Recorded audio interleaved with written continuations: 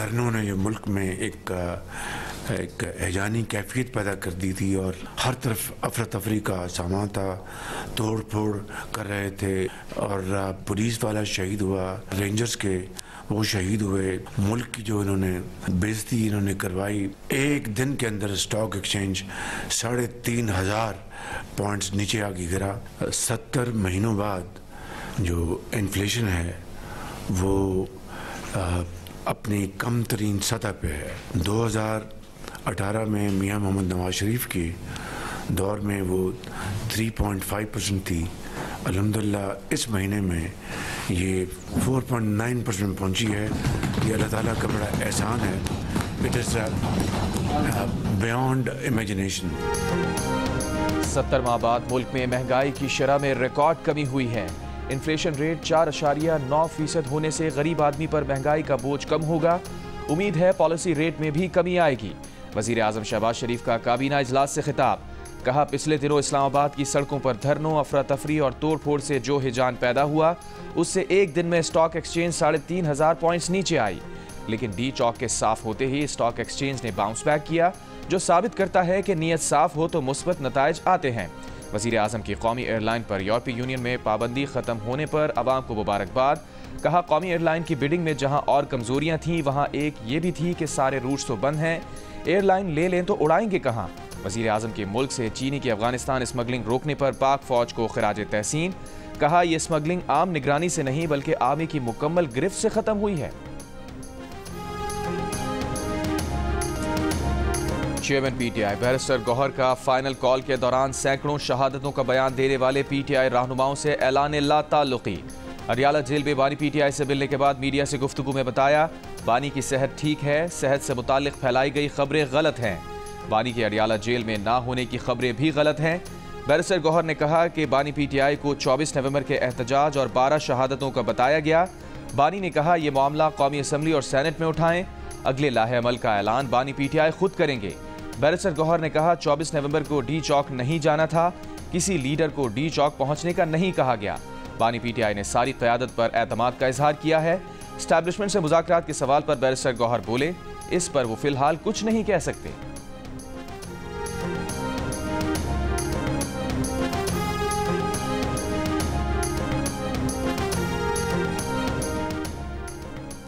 PTI रहनुमाओं का barrister Gauhar और सलमान अकरम राजा समेत दीगर मरकजी क़यादत के खिलाफ वाइट पेपर बानी पीटीआई को भेजने का फैसला।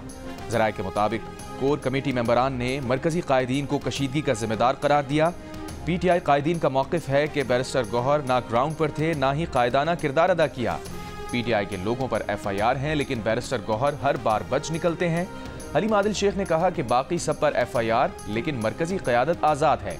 अली मोहम्मद खान ने ऑडियो बयान में कहा, पार्टी की मरकजी क़यादत मुज़ाकरात में मसरूफ थी।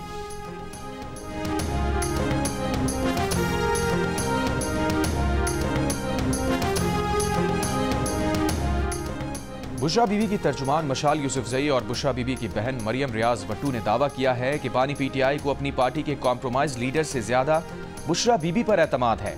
बरतानवी अखबार गार्डियन से बात करते हुए मशाल यूसुफजई और मरियम रियाज भट्टू का कहना था कि पार्टी रहनुमा बानी पीटीआई की हिदायत पर पूरी तरह अमल नहीं करते, जिसकी वजह से बुशरा बीबी को अमली मैदान में आगे लाया गया। मशाल यूसुफजई ने कहा कि बुशरा बीबी के सियासी अज़ाम नहीं, वो पुरसुकून रूहानी शख्सियत हैं। वो सिर्फ बानी पीटीआई और अवाम के दरमियान पुल का किरदार अदा कर रही हैं। मरियम रियाज भट्टू ने कहा कि बानी पीटीआई के करीबी साथियों का किरदार मशकूक है, लगता है ये लोग अपने फायदे के लिए दोनों तरफ खेल रहे हैं।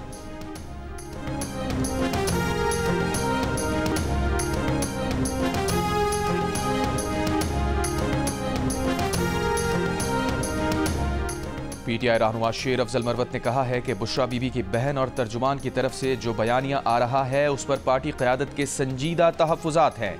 पीटीआई के कुछ लोगों के ताने बाने एजेंसीज के साबिक़ कारिंदों से मिलते हैं, जो पार्टी में तक़सीम पैदा कर रहे हैं। जो ज़बान इस्तेमाल हो रही है उससे क़यादत में बहुत मायूसी और बेबसी फैल रही है। हर वक्त के ताने, शिकवे और इल्ज़ामात लोगों का हौसला तोड़ रहे हैं।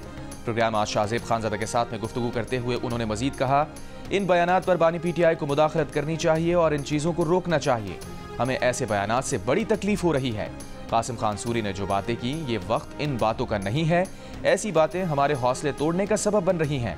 हमें डरने और दबकने के बजाय फौरी तौर पर पूरे मुल्क में एहतजाज की कॉल देनी चाहिए थी, दोबारा इस्लामाबाद जाना चाहिए था।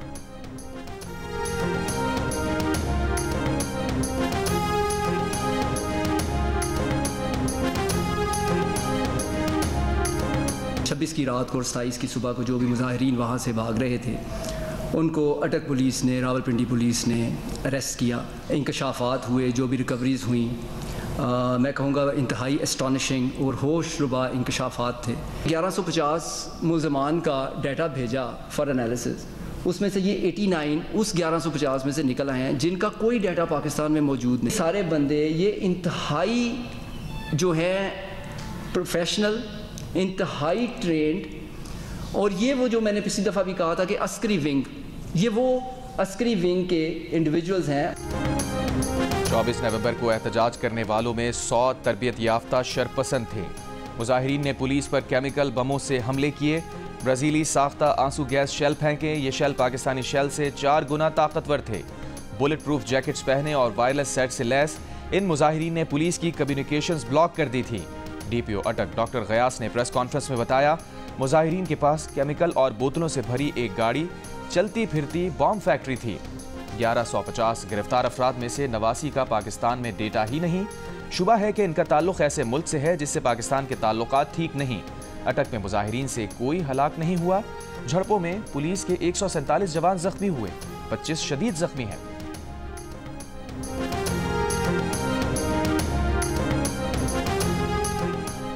बानी पीटीआई 5 अक्टूबर और 24 नवंबर के 7 मुकदमात में गिरफ्तार। अडियाला जेल में इंसदाद दहशतगर्दी अदालत में होने वाली समात में पुलिस ने मुकदमात में बानी पीटीआई की गिरफ्तारी से आगाह किया। 7 नए केसेस में जिस्मानी रिमांड की इस्तदा नहीं की। अदालत ने 28 सितंबर को मुजाहिरीन को एहतजाज पर उकसाने, 5 अक्टूबर को शंघाई ताउन तंजीम के इजलास से कबल इस्लामाबाद में एहतजाज और 24 नवंबर को इस्लामाबाद में एहतजाज पर दर्ज मुकदमात में बानी पीटीआई को जुडिशल रिमांड पर जेल भेज दिया। अडियाला जेल में ही 190 मिलियन पाउंड रेफरेंस की समात। आज अदालत ने अदम पेशी पर बुशरा बीबी को गिरफ्तार करके पेश करने का हुक्म दे रखा है।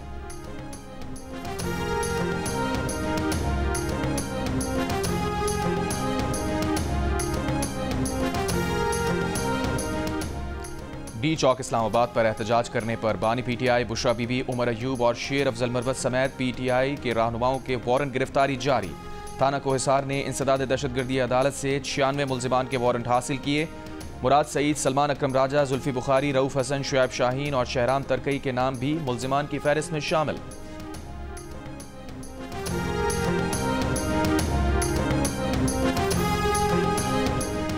रहनुमा जेयूआई हाफिज हमदुल्ला ने कहा है कि बार बार बानी पीटीआई के पास जा रहे हैं, वो नए इलेक्शन की बात करता है। अभी 1 साल भी नहीं हुआ, नए इलेक्शन कैसे करवाए जाएं? 9 मई पर कौम से माफी मांगने की बात करो तो बानी पीटीआई कहता है शवाहिद ले आए फिर बात करते हैं। हाफिज हमदुल्ला का कहना है कि बानी पीटीआई बाहर जाने को तैयार नहीं। नून लीग और पीपल्स पार्टी ने इलेक्शन में वही किया जो वो ना करने का कहते थे। पाकिस्तान में किसी भी मामले पर ब्रेक थ्रू हो सकता है।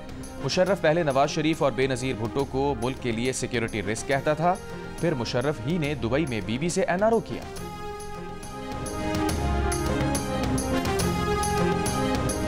जिला कुरम में इतवार को फायरबंदी के बाद 10 रोज से बंद तालीमी इदारे खुल गए। पेशावर पाराचनार रोड समेत आमदोरफ्त के रास्ते अब तक बंद। इंटरनेट, मोबाइल सर्विस और शाहराहों की बंदिश से शहरियों को मुश्किलात। रास्तों की बंदिश से अशिया खुरोनोश, अद्वियात और पेट्रोल की किल्लत। फायरिंग के वाक़े में जख्मी होने वाला एक और जख्मी दम तोड़ गया। जाँ बहक होने वाले अफराद की तादाद 131 हो गई, 186 जख्मी।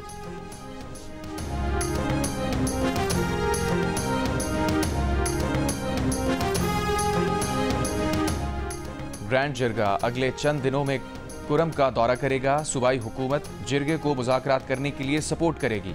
वज़ीर आला खैबर पख्तूनख्वा अली अमीन गंडापुर की ग्रैंड जिरगे से मुलाकात में गुफ्तगू। कहा, ग्रैंड जिरगे के जरिए कुरम के मामले का पुरअमन और पायदार हल निकलेगा। सूबाई काबीना के इजलास में कुरम के मसले के हल के लिए हुकूमत के लाहे अमल पर ब्रीफिंग। वज़ीर आला केपी ने कहा, मकामी अमायदीन शरपसंद अनासिर की निशानदही में ताउन करें। ऐसे अनासिर दहशत गर्द हैं और उनके साथ दहशत गर्दों जैसा सलूक किया जाएगा। वज़ीर आला की आमद-ओ-रफ्त के लिए, शाहराह को महफूज बनाने के लिए इक़दामात और किल्लत को दूर करने के लिए हेलीकॉप्टर के जरिए अद्वियात सप्लाई करने की हिदायत।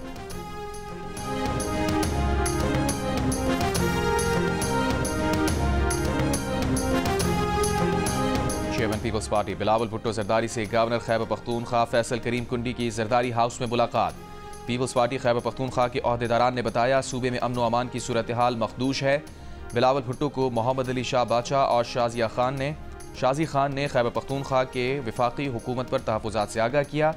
गवर्नर खैबर पख्तूनख्वा ने बताया सियासी जमातों के हमरा कुरम में क़याम अमन के हवाले से ग्रैंड जरगे से मुलाकात की है। बिलावल भुट्टो से सेनेटर फैसल वावडा की भी मुलाकात। इससे पहले पीपल्स पार्टी राबता कमेटी के इजलास में बिलावल भुट्टो ने हिदायत की कि दीगर सियासी जमातों से राबता करें ताकि तयन कर सकें कि किन मामलात पर सियासी इत्तफाक़ राय किया जा सकता है। महंगाई 6.5 साल की कम तरीन सतह पर आ गई। वजारत खजाना ने मॉनेटरी पॉलिसी में मजीद नरमी की पेशगोई कर दी। हुकूमत को कर्जों पर सूद की मद में बड़ी बचत होने का इम्कान। वजारत खजाना के मुताबिक नवंबर में महंगाई की शरह 4.9% पर रही, जो 78 माह की कम तरीन सतह पर है। अक्टूबर 2024 में मुल्क में महंगाई की शरह 7.2% पर थी। 2023 में जुलाई से नवंबर के दौरान 28.62% पर रहने वाली महंगाई 2024 की इसी मुद्दत में 7.8% रही है।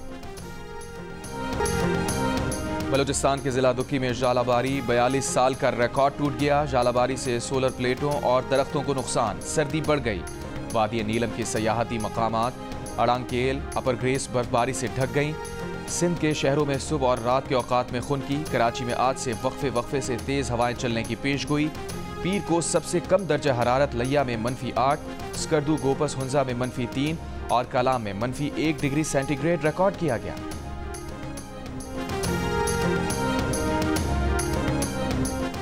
चेयरमैन पीके मैप महमूद खान अचकजई ने कहा है कि जब तक हर इदारा अपना काम करेगा तो पाकिस्तान कायम रहेगा। जिस जमात ने हकीकी वोट लिए उसे हक मिलना चाहिए। कोयटा में अब्दुल समद खान अचकजई की बरसी पर जलसे से खिताब में कहा, अगर किसी ने एहतजाज किया, रास्ते बंद किए तो हुकूमत को ये हक नहीं कि वो गोली मारे। मुल्क को चलाने का वाहिद रास्ता आइन की बालादस्ती है। वज़ीर आज़म शहबाज शरीफ की ज़ेर सदारत वफाकी काबीना इजलास का एलामिया जारी। एलामिया के मुताबिक वफाकी काबीना ने अजीनोमोटो दरामद पर पाबंदी उठाने के लिए नज़रसानी दरख्वास्त दायर करने की मंजूरी दे दी। काबीना ने यह फैसला वज़ीर आज़म की कायम करदा माहिरीन की खुसूसी कमेटी की रिपोर्ट की रोशनी में किया। रिपोर्ट में मोनोसोडियम ग्लूटामेट को इंसानी सेहत के लिए महफूज करार दिया गया। काबीना ने national prevention of violent extremism policy 2024 की मंजूरी भी दी।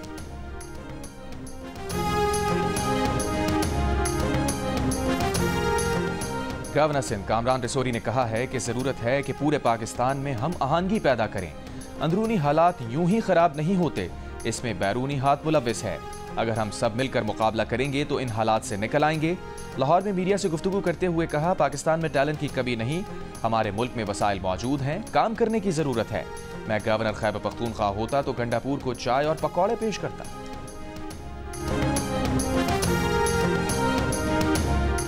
मुशीर इत्तलात खैबर पख्तूनख्वा ने कहा है कि सूबाई काबीना ने डी चौक के शोहदा जख्मियों के लिए पैकेज की मंजूरी दे दी है। शोहदा के लवाहिकीन को 1 करोड़, जख्मियों को 10 लाख रुपए दिए जाएंगे।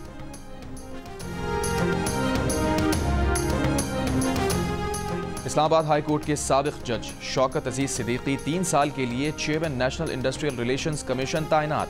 शौकत अजीज सिद्दीकी को 2018 में इस्लामाबाद हाई कोर्ट के जज के ओहदे से बरतरफ किया गया था। सुप्रीम कोर्ट ने मार्च 2024 में शौकत अजीज सिद्दीकी की बरतरफी को कलअदम करार दिया था। लाहौर के इलाके मुगलपुरा में ससुरालियों ने मुबैना तौर पर तशद्दुद करके बहू को कत्ल कर दिया। पुलिस के मुताबिक खातून को तशवीशनाक हालत में अस्पताल लाया गया था, जहां वो दम तोड़ गई। साबिक वज़ीर आला मकबूजा कश्मीर महबूबा मुफ्ती ने कहा है कि मंदिर की तलाश में दरगाह अजमेर शरीफ की खुदाई की कोशिश की जा रही है। डर है हमें 1947 के हालात की तरफ ले जाया जा रहा है। बीजेपी का महबूबा मुफ्ती के बयान को मुल्क मुखालिफ करार देते हुए सख्त कार्रवाई का मुतालबा।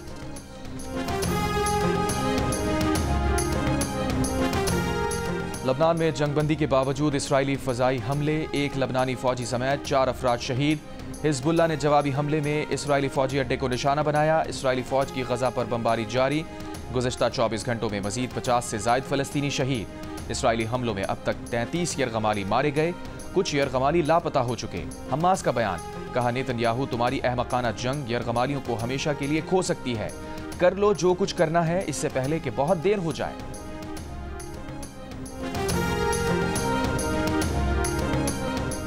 ईरान ने अमन के लिए अमेरिका से मशरूत बातचीत पर आमादगी जाहिर कर दी। ईरान के नायब सदर बराए स्ट्रेटेजिक उमूर मोहम्मद जवाद ज़रीफ का कहना है कि ईरानी सदर मसूद पेज़ेश्कियान अमेरिका से जौहरी मुआहदे और दीगर उमूर पर बराबरी की बुनियाद पर मुज़ाकरात के लिए पुरुमीद हैं। मगरिब को जौहरी मुआहदे की बहाली के लिए ईरान को मुआशी फ़वाइद देना होंगे। जरीदे के मुताबिक जवाद ज़रीफ का कहना था कि ईरानी सदर आगाह हैं कि दुनिया पोस्ट पोलर दौर में दाखिल हो रही है। इस दौर में मुकाबला और ताउन दोनों एक साथ किए जा सकते हैं।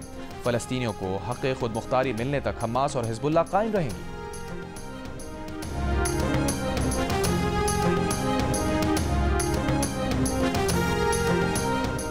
अमरीकी सदर जो बाइडन ने अपने बेटे हंटर बाइडन को गैर कानूनी असलहे और टैक्स चोरी के मुकदमे में सदारती माफ़ी दे दी। नौमुंतखब सदर डोनाल्ड ट्रंप ने हंटर बाइडन की माफ़ी को इंसाफ का गलत इस्तेमाल करार दे दिया। साथ ही ट्रंप ने अक़रबा परवरी की नई मिसाल कायम करते हुए अपनी दूसरी बेटी टिफ़नी के सुसर मसाद बुलास को अरब और मशरिक़ वस्ता उमूर का सीनियर मुशीर नामजद कर दिया। 2 रोज़ पहले ही ट्रंप ने अपनी बड़ी बेटी इवांका के सुसर और real estate tycoon Charles Kushner को फ्रांस में अमेरिका का अगला सफ़ीर नामजद किया था। ट्रंप ने 2020 में चार्ल्स कुशनर को 2005 के मुकदमे में सदारती माफ़ी दी थी।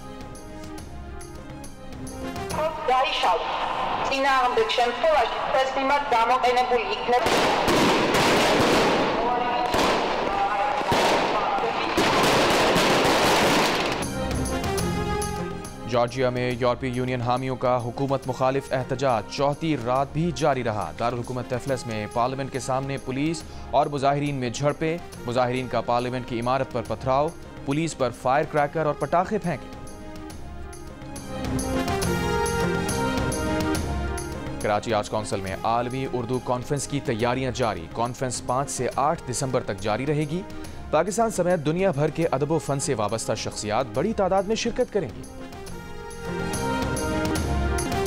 और एनिमेटेड फिल्म मोआना 2 ने बॉक्स ऑफिस पर सबको पीछे छोड़ दिया। विक्ट दूसरे और ग्लैडिएटर 2 तीसरे नंबर पर।